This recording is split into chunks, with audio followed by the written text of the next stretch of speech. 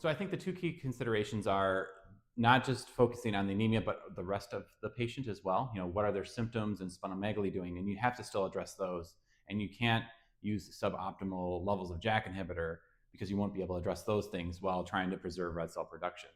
And I think the other piece of the advice is really switching through medications, right? So as I mentioned earlier, anemia is multifactorial for patients with myelofibrosis, and any one given agent may not work. So if you try an ESA or a luspatercept and the anemia is not getting better, perhaps switching to something else, or you start out with, say, an ACVR1 inhibitor like momelotinib, and it's not working, switching to something else or adding something else on top. So try a new agent, give it some time, a few months, and if it's not working and you've maxed out the dose level for that drug, switch your strategy, because there are several options that are commercially available now, and they all work differently.